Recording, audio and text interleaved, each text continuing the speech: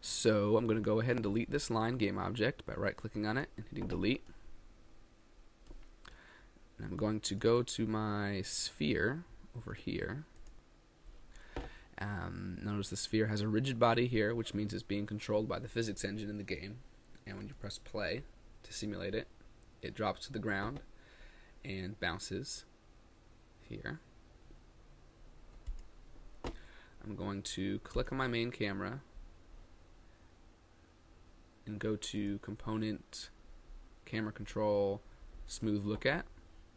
And then for the target, I'm going to drag the sphere onto that property. So now when I press play and simulate, the camera follows the sphere as it moves.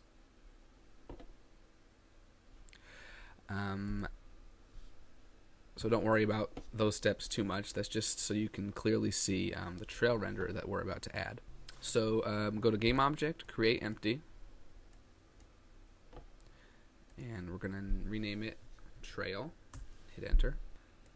Then go to Component, Particles, Trail Renderer, and now you have a Trail Renderer component on this game object. It has the properties of cast and receive shadows, which determine whether or not it casts or receives shadows, which is a pro-only feature. The materials are the appearance of the trail. I'm going to click this tiny little triangle here and find Fire Smoke, which is the same material we used for the line renderer. Time is the lifespan of the trail. So the trail is going to exist for 5 seconds before it disappears. Start and end width determine how wide it is when it begins to render and how wide it is when it dies. Now, what a trail is I'm going to move this game object around, and you'll see that a trail follows it.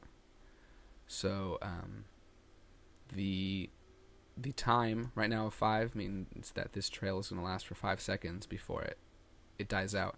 It's not happening right now because it's in the scene view. The game's not simulating.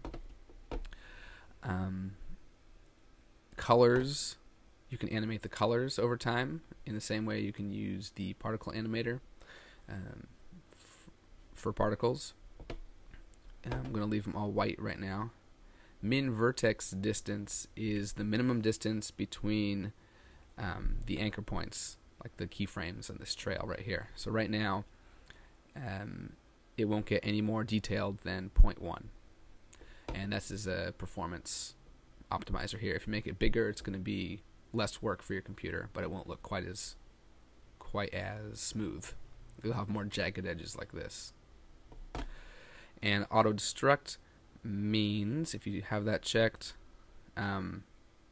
this trail game object will delete itself after it hasn't rendered anything for a certain amount of time. So I'm going to uncheck that. Now what I'm going to do is I'm going to parent the trail to the sphere by dragging the trail game object onto the sphere game object. Then I'm going to open up this hierarchy, click on the trail game object, and set its position to 0, 0, 0, which means it's going to exist at the origin, the very center of the sphere.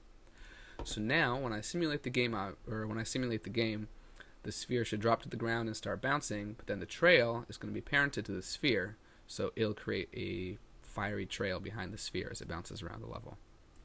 So I'm going to hit play,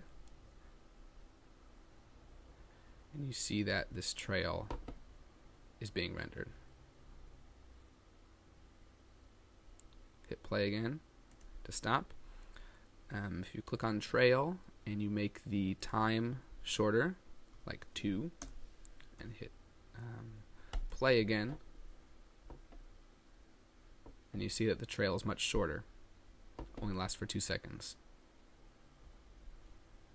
And hit play once more to stop it. So that's how you create a trail renderer. Next we're going to talk about particle colliders.